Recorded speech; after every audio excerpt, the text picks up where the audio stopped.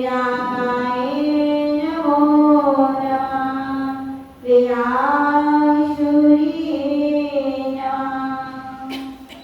धन श्री गणेश भगवान की जय।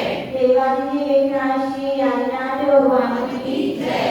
देवादिदेव श्री गणेशनाथ भगवान की जय। परम पूज्य राम गुरुदेव आचार्य शिक्षा श्री विमल सागरी महाविद्यालय की जय।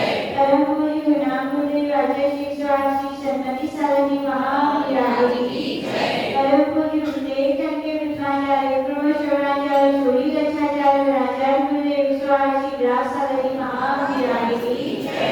अहिंसामय विश्व धर्म की जय। चौसठ महामंडल विधान की जय।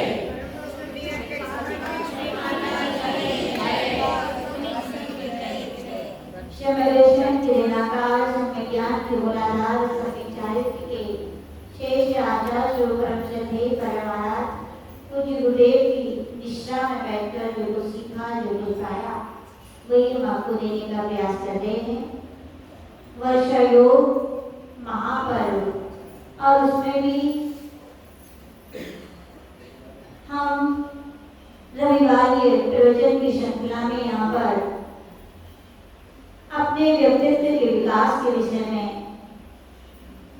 चिंतन करेंगे, मनन करेंगे, श्रवण करेंगे। रविवार इतवार ही कहते हैं, एतवार विश्वास का दिन है। धर्म और आस्था से भरा हुआ यह हृदय प्रभु के चरणों में झुकता है। प्रभु के झुकने के पहले पूज्य गुरुदेव कहते थे कि जीवन में यदि लौकिक और सदाचार ये पत्थर कहें या नींव है, क्या ये इमारत की नींव कहे जाते हैं। जहाँ नैतिकता है, जहाँ शिष्टाचार है, वहाँ विश्वास किया जा सकता है कि उसकी एक सफल और उन्नतिपूर्ण जीवन की इमारत खड़ी हो सकती है।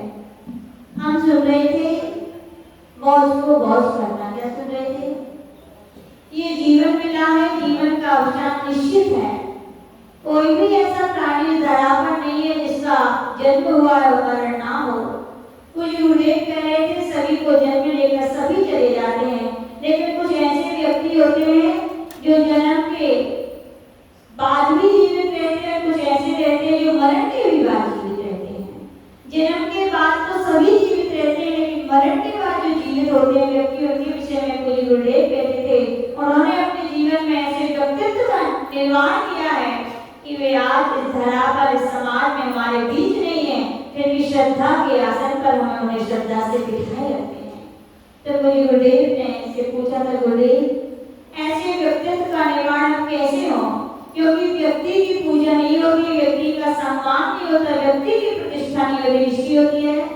व्यक्तित्व की होती। किसकी होती है? व्यक्तित्व की होती है। तो मुझे गुरुदेव से पूछा था, गुरुदेव वो व्यक्तित्व का निर्माण हम कैसे करें? तो मुझे गुरुदेव ने बहुत शॉर्ट में कह दिया था, क्या कहा था अमिताभ? बॉस को बॉस कर दीजिए। बॉस को बॉस जो व्यक्ति कर लेगा, आचार्य भगवान कह रहे हैं ऐसे व्यक्तित्व का निर्माण होगा कि आज आपकी पहचान किसी नगर से, आपके माता के, आपके पिता से, आपके परिवार से ना होती है। लेकिन जब आप बॉस को बॉस कर लेंगे तो फिर आपसे उसकी पहचान होगी। क्या होगी? दोनों में बहुत बड़ा अंतर है। आपकी पहचान यदि दूसरों से हो रही है तो कोई बड़ी बात नहीं है, लेकिन आपसे यदि आपके घर की, आपकी समाज के, माता पिता की पहचान हो रही है तो ये आपकी जिंदगी की बहुत बड़ी उन्नति और प्रगति को लिए हुई चर्चा की जाती है। तो हम सुन रहे थे बॉस को बॉस करना। बॉस में पहला शब्द कौन सा था? अच्छे से बोलो, क्या था? W था। W means word, WORD word.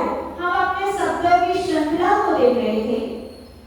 पूज्य गुरुदेव कहा करते थे यदि घर में मिठास ना हो, क्या ना हो? विनीता अभी घर में मिठास ना हो तो कौन नहीं आती? चीटियां भी नहीं आती। सही है कि नहीं दंदा चाची? घर में मिठास ना हो तो चीटियां भी नहीं आती, और वाणी में मिठास ना हो तो हिचकियां भी नहीं आती। याद कौन करता है? किसे करता है बताओ?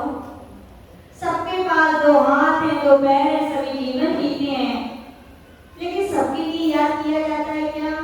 नहीं,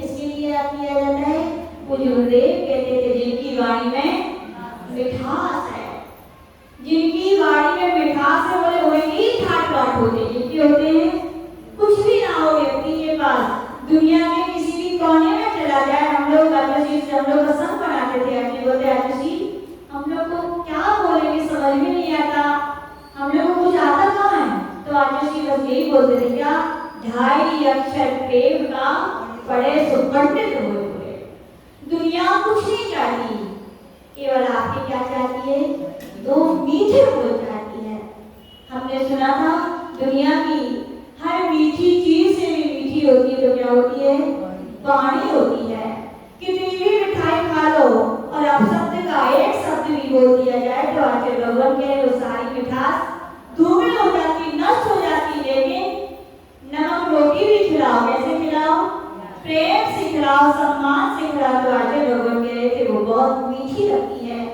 शब्द अर्थ यानी परमार्थ यानी अपने उद्देश्य के भी सहायक हैं और वे ही शब्द हमारे अनर्थ भी करने वाले हैं। शब्दों की आचुषी बोलते थे कोई कीमत नहीं होती है, तभी मिल जाते हैं, उनकी भी थोड़ी टक्सुरी चाहिए।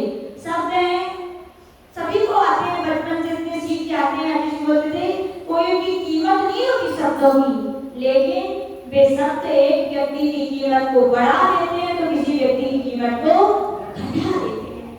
शब्दों में इतनी बड़ी ताकत होती है। हमने सुना था जब भी बोले कैसा बोले, मीठा बोले, कैसा बोले, लेकिन मीठा इतना ना बोले कि तो कीड़े पड़ जाते हैं। क्या हो जाते हैं, मिठाई में कीड़े पड़ जाते हैं। लेकिन मिठाई हो और उसके साथ आप थोड़ा नमकीन खा लें, क्या खा लें, यानी कि सत्य रहे, क्या हो, मिठास के साथ यदि सत्य है तो कहते सोने पे सुहागा का काम करता है। आप सत्य बोले और मीठा ना बोले तो भी गलत है, आप मीठा बोले और सत्य ना बोले तो भी गलत है। आचार्य भगवान कहते भैया ऐसा बोलो जो सत्य भी और मीठा भी हो।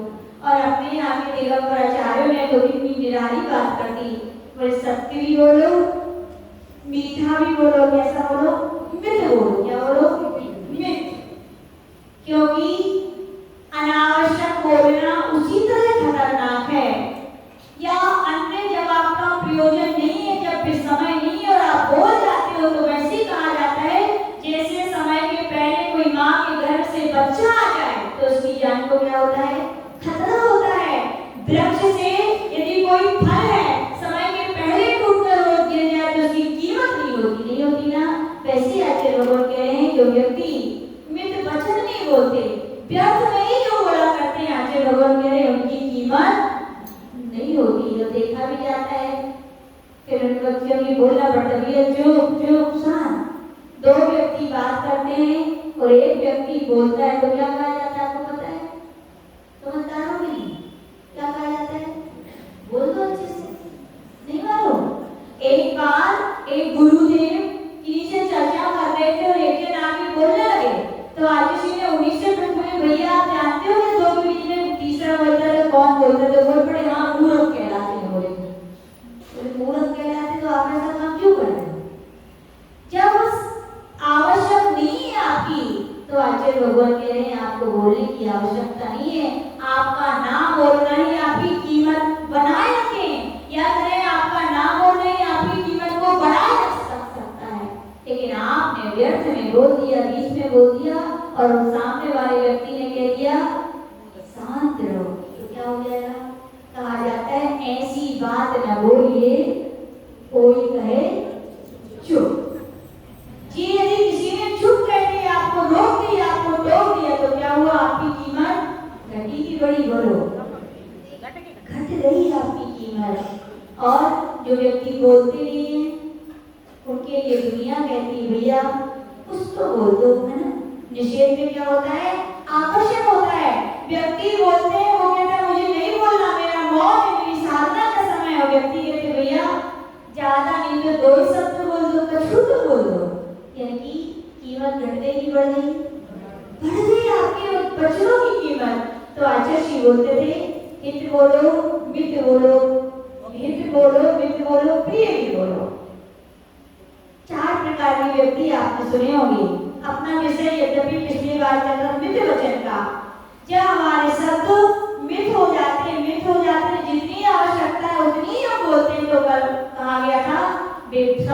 सप्तनीरे पे मंत्र बन जाते हैं। क्या बन जाते हैं? आवश्यकता पर बोला हुआ आपके 4 सप्तमी में सप्तनीरे में बहुत बड़े मंत्र, बहुत बड़ी औषधि बन जाते हैं। बनते हैं कि नहीं? अपन बीमार हैं, अपन कष्टों से भरे हैं, दुख से भरे हैं, और कोई व्यक्ति नहीं कह देता मैं हूं ना, क्या हो गया? उन्हें अपार दुखों के पहाड़ के समय वे सप्त नहीं, वे आपके लिए औषधि बन गए। क्या बन गए? आपकी पीड़ा को कम करने वाले बन गए। तो आचार्य भगवान के मित्र शब्द होते हैं तो मंत्र का काम करते हैं। गुरुजी क्या कहते हैं? ठीक हो जाएगा। क्या बोलते हैं? क्या हो गया? वो मंत्र हो गया। वो क्या हो गया? आप ठीक होंगे, 100% ठीक होंगे, लेकिन कब? जब आपको श्रद्धा होगी। क्या होगी? श्रद्धा होगी। आगे से लोग एक बहुत अच्छी बात बोलते आशीष गुरुओं से लिया नहीं जाता। बोलते क्या बोलते थे? गुरुओं से आशीष लिया नहीं जाता। अपनी श्रद्धा भक्ति को इतनी गाढ़, इतनी पक्की, इतनी अगाढ़ करो कि गुरुजन आपके लिए आशीर्वाद देने को तत्पर हो जाए। ताकत किसमें होती है? आशीर्वाद पाने की ताकत हमें होना चाहिए। तो बोले आशीर्वाद की अपेक्षा नहीं रखी जाती। तो हम देख रहे थे मित्र शब्द यदि होते तो मंत्र का काम करते हैं। और अपने यहाँ कहा गया मंत्र शक्ति अचिंत शक्ति होती है कि नहीं?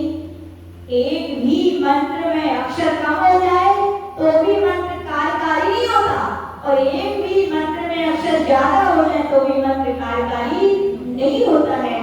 नमोकार मंत्र की महिमा के बारे में सुन रहे थे।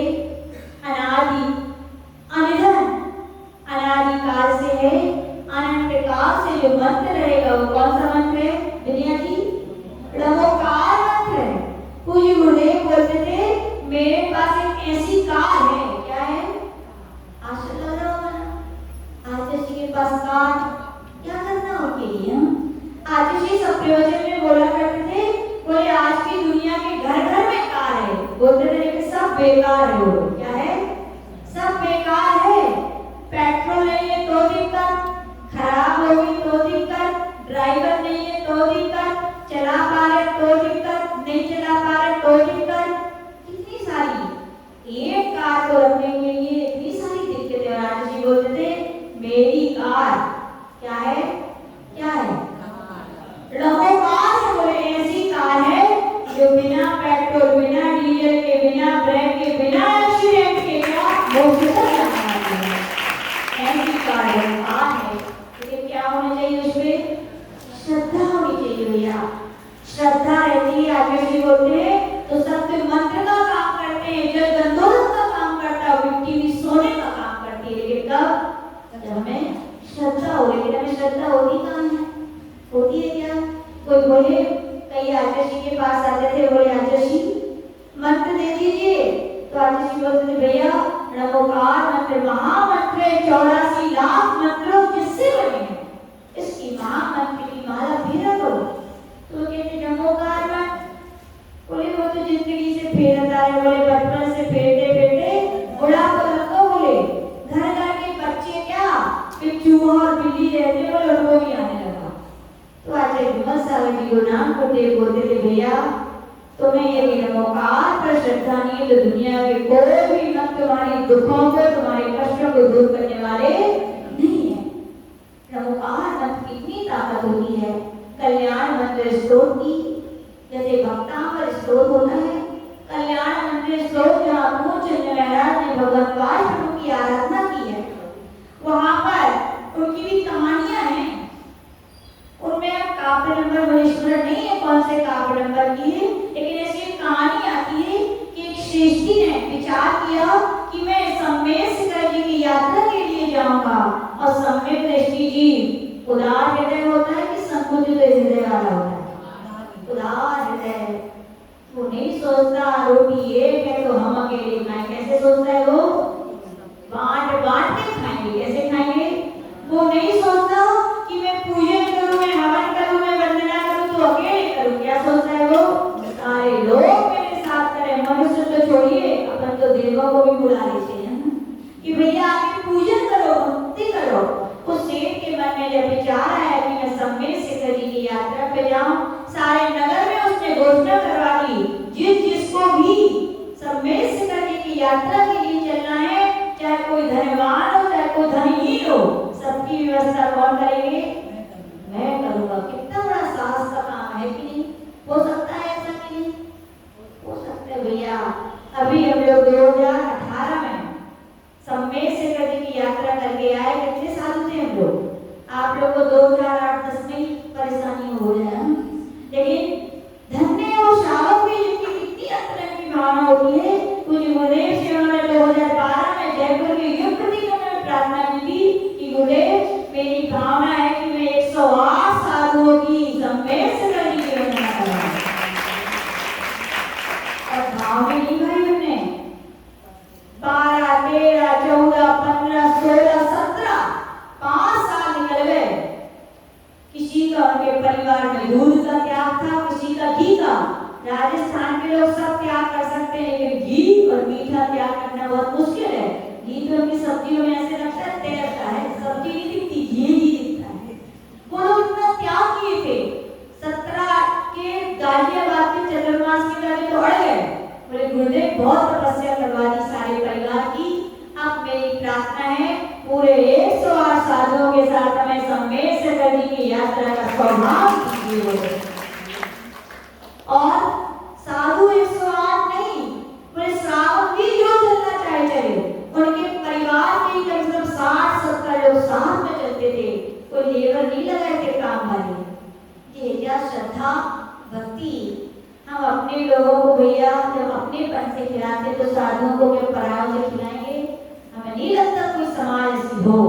लेकिन आज का समय बड़ा विचित्र होता जा रहा है। कभी कभी लगते हैं लोग बोलते हैं कि धर्म बढ़ रहा है, हमें नहीं लगता। मंदिर बढ़ रहे हैं, धर्मशालाएं बढ़ रही हैं, बोलियां बढ़ रही हैं, लेकिन धार्मिकता कम हो रही, नाशवान है। तो वहां पर उन्होंने पूरे 108 साधुओं की यात्रा करा के सम्मेद से कर दी की, और 4 महीने का चतुर्मास भी कराया चंदा चाची। और पूरा जब निर्विघ्न यात्रा हो गई, चतुर्मास हो गया, एक श्रीफल लाया उन्होंने पुनः चढ़ा दिया। फिर पूछ गुरुदेव अब 108 नहीं, आप पूछने 200-300 साधु चाहिए और हम आपकी स्वर्ण वेद गोला की यात्रा कराएंगे। और आप लोग सोच रहे हो बहुत रईस आदमी होंगे, कोई रस नहीं है, उनके फ्रूट्स का काम होता है, क्या फट का काम होता है उनका, कोई बड़े आदमी नहीं है। लेकिन आचार्य जी बोलते थे पुण्य कब से मिलता है? कार्य करने से मिलता है क्या? कार्य करने से नहीं मिलता। पुण्य का मन तो भावना जब आपने बनाई है तभी से होने लगता है। तो जब कार्य करोगे तो पुण्य तो बरसता है। और उन्हें विश्वास था साधुओं की क्या व्यवस्था बनाएंगे, व्यवस्था बनाने वाला तो साधुओं को का पुण्य होता है। हम तो केवल उनके सेवक हैं। यानी कि उस श्रेष्ठी ने भी सारे गांव में घोषणा करवा दी कि चलो भैया सम्मेद से करने की यात्रा कराएंगे। यात्रा का प्रारंभ हुआ, पहला पड़ाव पड़ा वहां पर, और उस श्रेष्ठी ने सबसे कहा भैया सब लोग सायंकाल ही भोजन करेंगे, रात्रि में पानी भी नहीं मिलेगा। सबसे कहा भोजन करने के बाद आरती वंदना सामय करें और निश्चित होकर सो जाएं। रक्षा करेंगे तो कौन करेंगे? बोले मैं करूंगा सबकी रक्षा, मैं जागूंगा। और क्या करते थे वो? मंत्र से कुछ कर देते होंगे, और रात्रि में वो ब्रह्मोकार मंत्र का पाठ करते थे। इसका पाठ करते केवल ब्रह्मोकार मंत्र का। जब पहले के समय में डाकू चोर बहुत होते थे कि नहीं? जैसे सुनते थे इतने सारे लोग यात्रा के लिए निकले तो उनके लिए तो गोल्डन चांस रहता था लूटो। तो आगे एरिया के डाकू को भी जब पता चला कि इतना बड़ा श्रेष्ठी पूरे राज वैभव के साथ यात्रा के लिए गया है तो अपन डाका डालेंगे।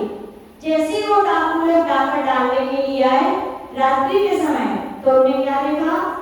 35 सिपाही हाथ में, एक हाथ में तलवार लिए, जहां वो सारे लोग थे उनके चारों तरफ उनकी क्या कर रहे हैं? सुरक्षा कर रहे हैं।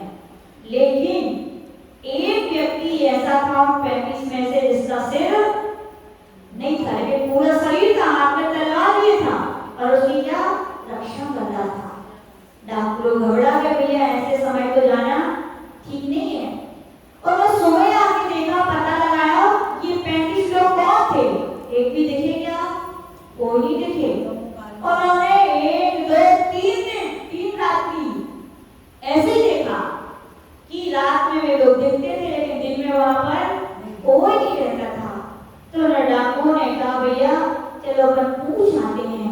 अनभिज्ञ लोगों पर वे सेठ के पास आए कि सेठ आपके यहाँ की सुरक्षा व्यवस्था तो बड़ी बड़ी है। बोले रात की? बोले हाँ। बोले मैंने देखा आपके यहाँ 35 सिपाही आपके पूरे इस ग्रुप की, आपके समूह की रक्षा करते हैं, लेकिन एक सिपाही ऐसा रहता है कि जिसकी गर्दन नहीं होती। जैसे ही सेठ ने सुना तो समझ गया। उन्होंने कहा भैया कुछ नहीं। बोले आज रात को आपको वो सिर सहस्त्र दिखेगा। बोले पूरे 35 के सिर दिखेंगे। और वो समझ गया था। क्या समझ गया? कि मैं जो रघुकार मंत्र पढ़ता हूँ, उसकी आराधना करता हूँ, उसमें जरूर एक अक्षर मेरा नहीं छूट जाता है। आज मैं उसको पूरे ध्यान से पढ़ूंगा। और उसने पूरे ध्यान से 35 अक्षर की आराधना की। और डाकू आए देखने, और क्या देखा? आज एक सिर जो नहीं था, आज भी वो क्या था। तो डाकू ने आके पूछा कि ऐसा कैसा चमत्कार है कि दिन में भी आपके सिपाही आ जाते हैं, रात में दिखते हैं और दिन में नहीं दिखते? तो शेष जी ने सीधा कह दिया भैया इसमें मेरा कोई प्रभाव नहीं है। हमारे यहाँ का अनादि अनिधन मंत्रों का अधिष्ठाता रघुकार मंत्र है, जिसके एक एक अक्षर के लिए एक अधिष्ठाता देव है। और वो मुझे गुरु की कृपा से, किसकी कृपा से? गुरु की कृपा से वो सिद्धि हो गई है। और इन लोगों की रक्षा के लिए मैं तो केवल उसका पाठ करता हूँ, जाप करता हूँ, और उसके प्रभाव से सारे देव मेरी क्या करते हैं? रक्षा करते हैं। तो देखिए एक एक रघुकार मंत्र के अक्षर में भी क्या है? एक एक अधिष्ठाता देव है। यानी कि हमारे वचन जब मित हो जाते हैं तो वो क्या करते हैं? बहुत बड़े मंत्र का काम करते हैं कि नहीं? करते भैया। आज ये सब थेरेपी हो रही है, चाहे प्रभावना योग कहो, चाहे रैकी कहो, पता नहीं कौन कौन सी। क्या है बताओ? क्या है बोलो? पूछो रैकी करने वालों से। सुबह उठ के वे आंख बंद करके भावनी तो बातें पूछो। क्या भावना बातें हैं? अपने लिए भी भावना बातें हैं तो दूसरों के लिए भी। मैं स्वस्थ रहूं, मैं क्रोध नहीं करूंगा, मैं व्यर्थ के विकल्प नहीं करूंगा, मैं ये नहीं करूंगा, मैं अच्छा बनूंगा, मैं प्रयासशील बनूंगा। और बताओ शब्दों का प्रभाव होता है कि नहीं? सीता दीदी हाँ इसके तो सिर्फ पूछ रहे हैं स्पेशलिस्ट में ये हो कि क्या करते हैं। बस ये अंतरंग की भावना है भैया। ये शब्द आपके ऊपर भी प्रभाव डालते हो। आप जिसके प्रति बोलते हो वो भी क्या करते हैं? उसके प्रति प्रभाव डालते हैं। तो यही कहना चाहते हैं सब लोग कोई दुखी होंगे कि नहीं? कोई सोचते होंगे हम कमजोर हैं, कोई सोचते होंगे हमारा कोई सहायक नहीं है, कोई सोचते होंगे हम बीमार हैं, कोई सोचते होंगे मेरी सुविधा नहीं है, ना जाने कितने सारे विकल्प। जब आप ये सब बोलते हो ना तो ये आपके ऊपर निगेटिव एनर्जी करते हैं। क्या करते हैं? वही जो आप बोलते हो वही प्रभाव पड़ता है। आप वैसे ही बनते हो। क्या बनते हो? आप सोचते हो कमजोर जबर हो जाओ, नियम से आप कमजोर नहीं भी होगे आगे में तो हो जाओगे। क्या होगे? हो जाओगे। आप सोचोगे मेरा कोई नहीं है, मेरा कोई नहीं है, मेरा कोई नहीं है, तो आप वास्तविकता में आपका कोई नहीं बन पाएगा। आप सोचोगे मैं दुखी हूँ, मैं दुखी हूँ, मैं दुखी हूँ, तो 3 कार में आपको कोई सुखी नहीं कर सकता। और जिस दिन से आप उल्टे कर दो अपनी गाड़ी बैक पे ले जाओ, क्या करो? क्या करो सोनिया जी? कहने लग जाओ सुबह सुबह प्रातः काल की वेला में भगवान का स्मरण करो। प्रभु आपकी कृपा है, जो दिया है वही मिलेगा, इसलिए मैं सुखी हूँ। क्या हूँ मैं सुखी हूँ। शरीर में रोग हो सकते हैं लेकिन मेरी आत्मा निरोग है, मैं निरोगी ही हूँ। मेरे सब सहयोगी हैं। क्या है? मेरे सब सहयोगी हैं। जब हम ऐसे ये पॉजिटिव शब्द बोलना अपने जीवन में शुरू करते हैं तो हम नहीं कह रहे करना शुरू कर दो प्रैक्टिकल। देखो आपके जीवन में प्रभाव पड़ता है कि नहीं पड़ता। इन शब्दों का बहुत बड़ा प्रभाव पड़ता है अपने जीवन में। हम जैसे शब्द अपने लिए बोलते हैं, कई बार आप लोग के बच्चे को तो गलत बोल जाते तो क्या बोलते हो? संजय विनिया मत बोलो, तुम्हारे शब्द तुम्हें को लग जाए। बुंदेलखंडी में तुम्हारे शब्द तुम्हें को लग जाएंगे। और एक बात सत्य है, क्योंकि बोलते हैं 24 घंटे में कभी ना कभी एक बार सरस्वती सबके जीत पर जरूर आती है। और आपके वही शब्द आप कहो खराब खराब विचार अपने मुंह से अपने लिए बोलोगे तो आचार्य भगवान कह रहे दुनिया में कोई बुरा करे या ना करे, आप अपने पैरों से खुद पर क्या पटक रहे हो? कुल्हाड़ी पटक रहे हो। तो कहा गया भैया दुनिया में कितनी भी परेशानी है, कितना भी कुछ हो, कम से कम अपने आप के लिए अपने द्वारा तो दंड मत दो, बोल बोल कर। तो आचार्य भगवान ये कह रहे ये शब्द आप अच्छे यूज करोगे तो आपका पैसा विकास होगा, और आप अपने लिए खराब बोलोगे तो आपके जीवन का विकास भी वैसे ही होगा। और यही शब्द जो हम दूसरों के लिए बोलते हैं, ये भगवान हमारे परिवार, हमारी समाज, हमारे धर्म, हमारे विश्व, एक एक प्राणी सुखी रहे, क्या होगा? प्रभाव पड़ेगा कि नहीं? पड़ेगा भैया, पड़ेगा। हमारे यहाँ जब जयपुर में आचार्य जी का चंद्रमास हुआ, सुशील वैद्य जी सबसे बड़े वैद्य कहे जाते थे, कभी है नहीं होंगे शायद, वो बताते थे मेरे आचार्य जी मैं तो दवाई भी बनाता हूँ। तो क्या डमोकार मंत्र पढ़ता हूँ? मैं ये नहीं सोचता कि मैं दवाई पीस रहा हूँ, मैं तो ये सोचता हूँ मैं डमोकार मंत्र से दवाई को मंत्रित करता हूँ। प्रभाव पड़ता है कि नहीं? पड़ता है। पहले समय था घरों में महिलाएं क्या करती थी? सीमा जी चक्की चलाती थी, पानी भरने जाती थी, भोजन भी बनाती थी। क्या करती थी बताओ? क्या करती थी?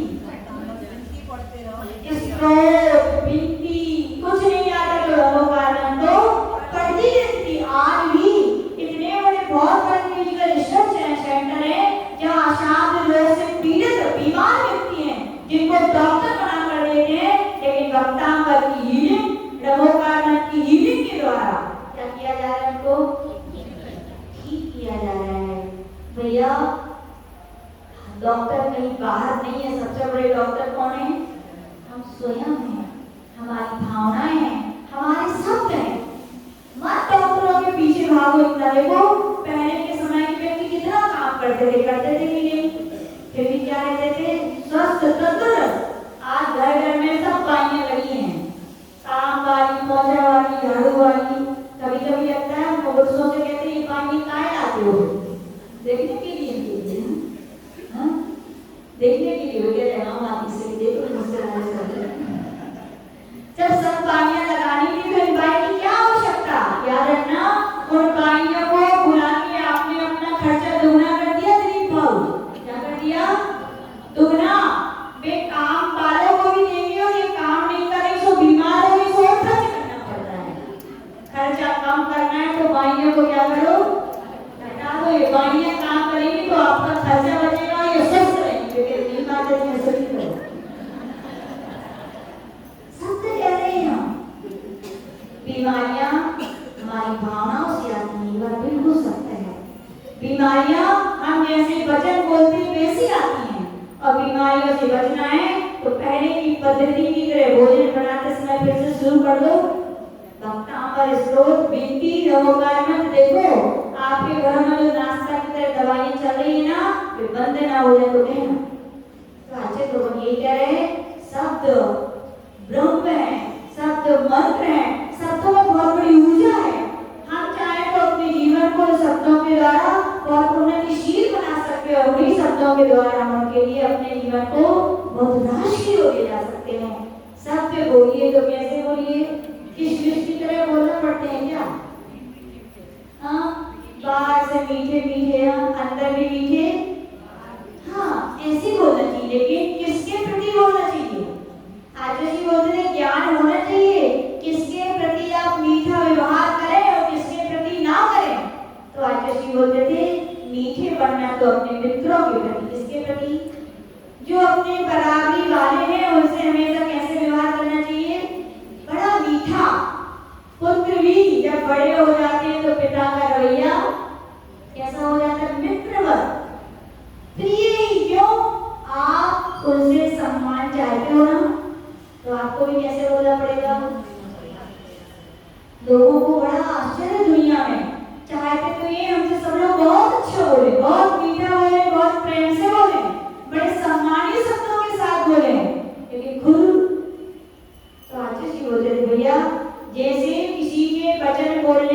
आप तराजू रखते हो ना हृदय में, ये अच्छे हैं बुरे, इनको ऐसा नहीं बोलना चाहिए, इन्हें ऐसा बोल दिया, ये ऐसा नहीं बोलते तो ऐसा हो जाता, वैसे इन्हें ऐसा बोल दिया तो ऐसा हो गया, इतना तोल रहे हो।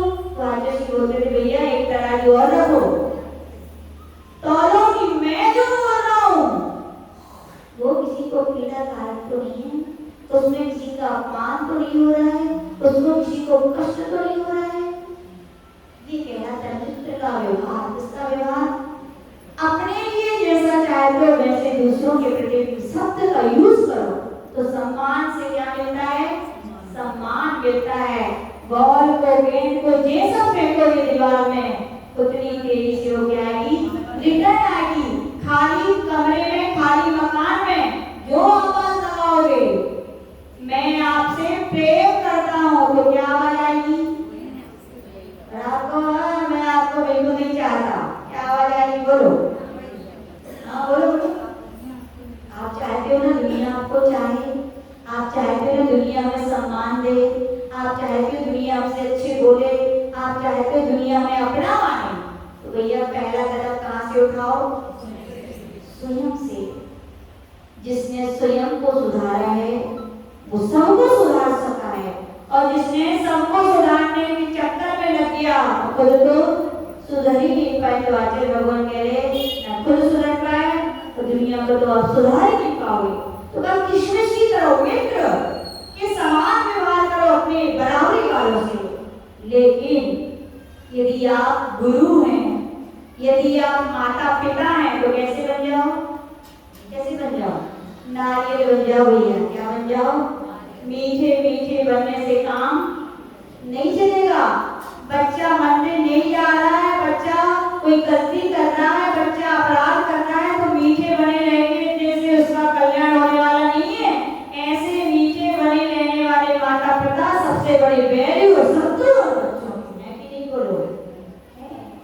माँ तो वो होती है, अपने यहाँ पे आचार्य जी बताते हैं जिन्हें भगवान को कहा गया प्रमाता। क्या कहा गया? न्याय की भाषा में जिन्हें भगवान का पर्यायवाची नाम है प्रमाता। ये माताएं जब इतनी आनंददायिनी है, सुखदायिनी है, प्रेमदायिनी है तो जिन्हें भगवान तो उससे बहुत ऊंची है, उनके लिए माता कहा गया। प्रकृष्ट माता यानी प्रमाता, जिनके उपदेश 3 प्रकार के होते हैं। कौन कौन से? उपदेशात्मक, फिर आज्ञात्मक और दंडात्मक। कितने प्रकार का उपदेश देते हैं भगवान? कौन कौन सा? उपदेशात्मक, आज्ञात्मक और दंडात्मक। इसलिए वो प्रमाता है, श्रेष्ठ माता है दुनिया की। रोको, टोको और नहीं बने तो फिर ठोको। यही है हमारे आचार्य तो यही बोलते थे, ये उपदेश, आज्ञा और दंड यानी कि रोको ठोको, रोको टोको, जब नहीं माने तो बढ़िया ठोको। मम्मी तो बड़ी खुश हुई। अरे जन्म सिद्ध अधिकार है माता हो तुम्हारा। क्या है ये? जन्म सिद्ध अधिकार है। गुरुदेव बोलते थे बच्चों को जन्म देने से कोई माता नहीं होती, बच्चों को जन्म के साथ साथ संस्कार दो, सुसंस्कार दो तो एक अच्छी माता होगी। बच्चे गलती करें तो क्या करो? रोको भैया, उपदेश दो, ऐसा करना नहीं चाहिए। अब जब नहीं माने तो ऐसा करो, और ऐसा कहने पर भी ना माने तो फिर क्या करो? पूजा करो। क्यों? क्योंकि आप माँ हो, आपके अंदर ममता है। बच्चा भले ही आपको बहुत बुरा समझेगा, उस समय क्या समझेगा? वो ये समझेगा कैसी माँ है, बहुत दुष्ट है, परेशान करती है, जब देखो उसने कुछ टोकती रहती है। तो बात सत्य है, हम लोग भी छोटे थे तो बड़ी खराब लगती थी मम्मी, हमेशा बोलती थी पापा अच्छे, मम्मी तो बड़ी खराब, जब देखो टोकती रहती। तो बात कब जाता है? क्या लगना? माँ बाप टोकते हैं तो क्यों टोकते हैं? करेक्शन के पेपर होते हैं ना, आपने कभी करेक्शन किया हो? करेक्शन कौन से शब्दों को किया जाता है? जो सब शब्दों का नहीं किया जाता। फिर बच्चे बोलते जब देखो हमें बुराई दिखती, कमी दिखती। भैया बुराई कमी नहीं, पेपर में तो बहुत सारी अच्छाई है, लेकिन उस पेपर को अच्छा, गैर को शुद्ध करना है तो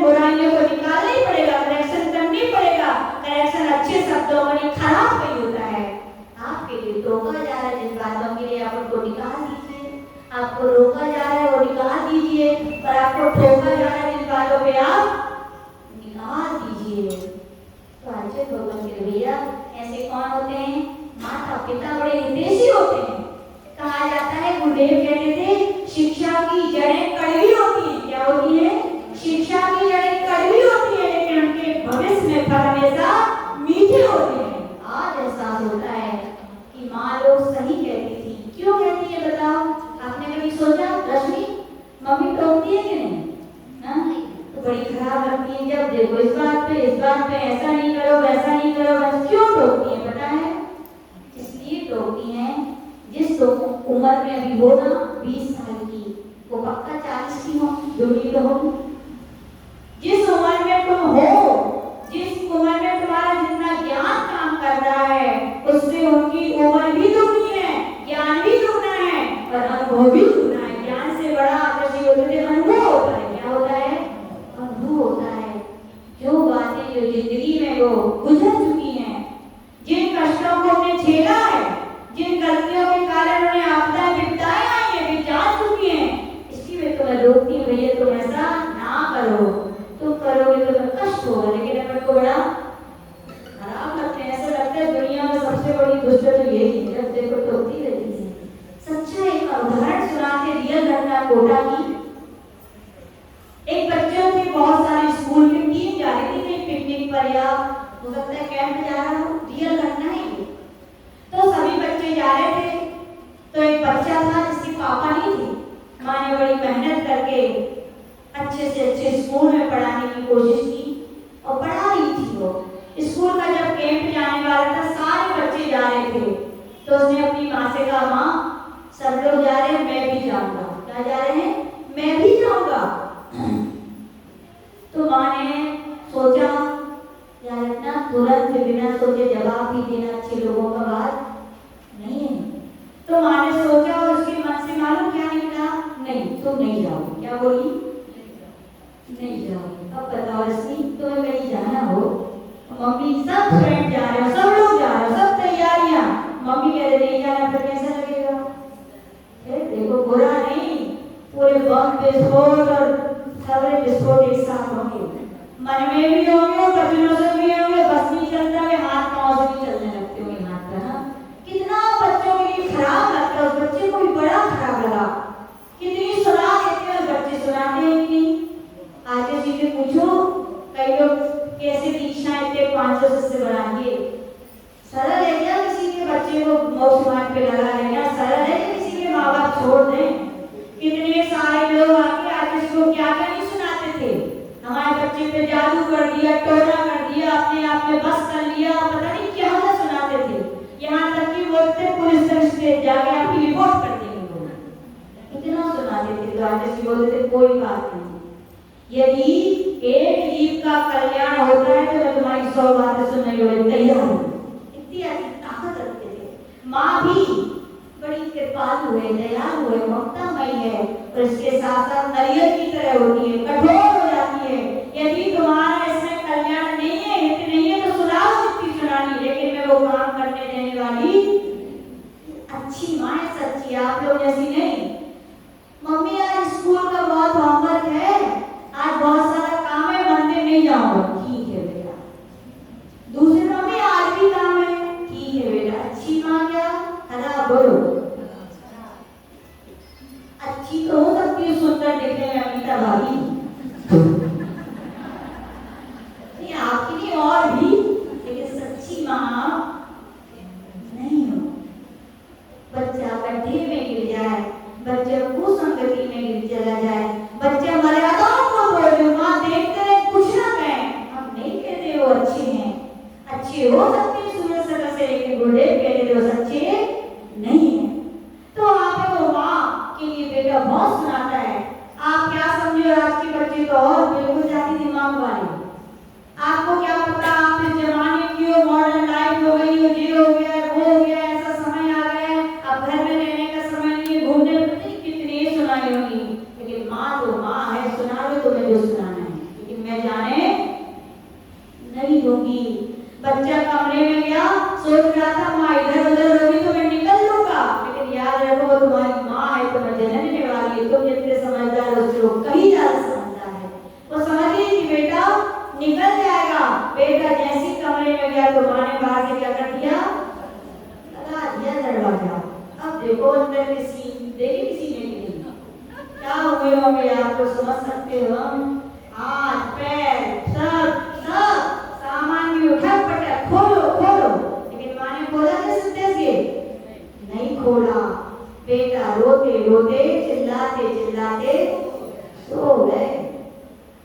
सोने के बाद कुछ ही देर हुई होगी, बस क्या हुआ होगा, कुछ ही देर हुई होगी, उसके मित्र का फोन आया।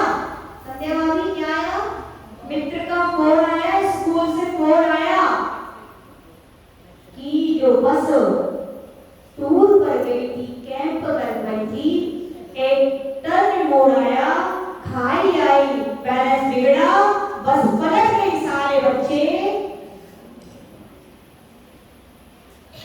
अब बच्चा जो सो के उठा था फिर रोने लगा। क्या होने लगा, फिर रोने लगा। ओहो, जिस माँ के लिए मैं कितना बुरा कह रहा था, मुझे नहीं जाने। याद रखना, हितैषी लोगों की अंतरात्मा की आवाज बहुत सख्त होती है। आपके माता पिता तो आपके भैया अपने हैं, जो खून पसीना एक करके आपको पाल सकते हैं, बढ़ा सकते हैं।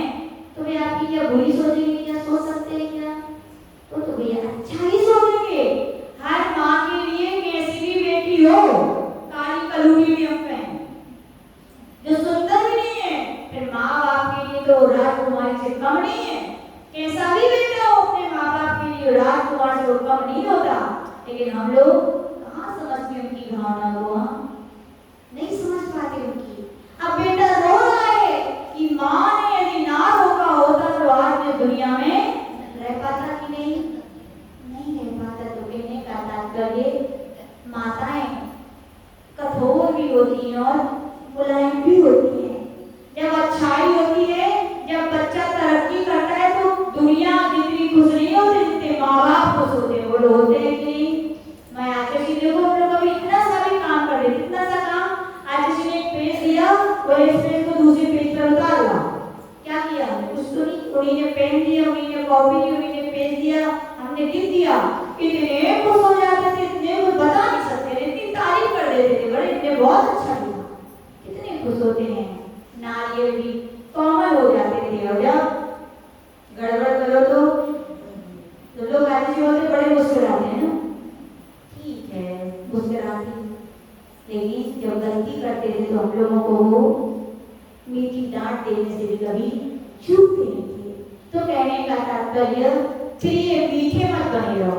माता पिता यदि मीठे बन जाएंगे तो बच्चे का अहित होगा, गुरुजन यदि मीठे बन जाएंगे तो शिष्यों का अहित होगा, समाज के मुखिया मीठे बन गए। आजकल समाज की मुखिया की बोले कोई गलती नहीं, पहले के समय होता था समाज के मुखिया जो निर्णय कर देते थे वो सारी समाज को मान होते थे कि नहीं? चाहे विवाह संबंधी हो, चाहे खान पान का गृह संबंधी।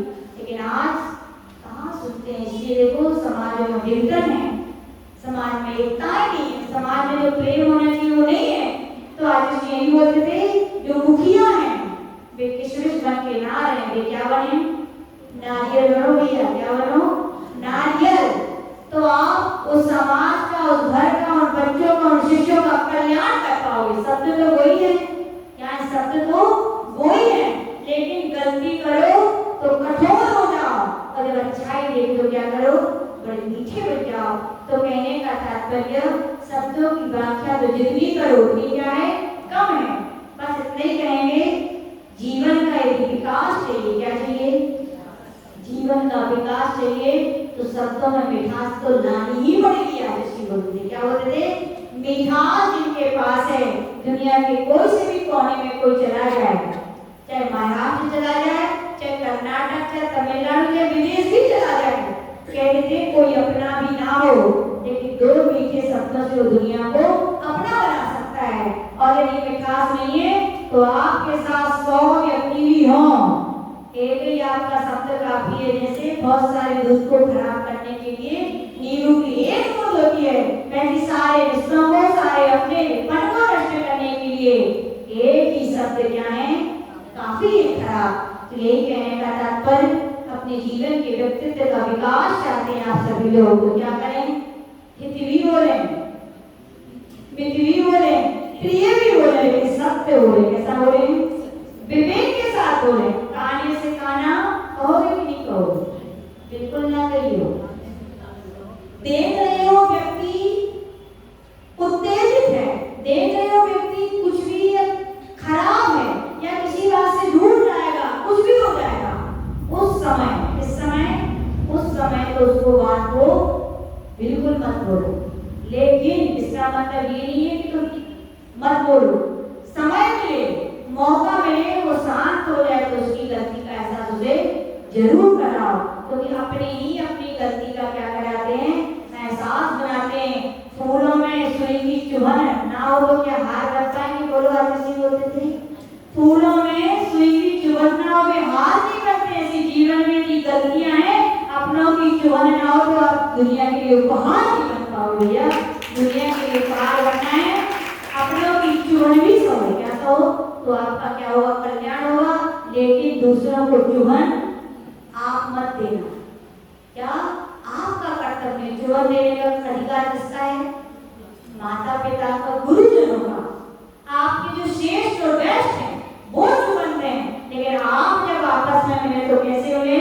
किशमिश की तरह, मित्र की तरह। सम्मान दीजिए तो सम्मान मिलेगा, प्रेम दोगे तो प्रेम मिलेगा, और मिठास बांटोगे तो मिठास मिलेगा। तो आज व्यक्तित्व के विकास में इतने ही कहना चाहेंगे, अपनी वाणी को जहाँ जरूरत है उतना ही बोले, बोले तो मीठा बोले, और मीठा बोले तो असत्य नहीं सत्य बोले, और सत्य ही ऐसा बोले कि किसी को कष्टकारी हुआ आपके सत्य ना बने। इसी भावना के साथ ये बोले कर आज रविवार श्रृंखला में विनीत जी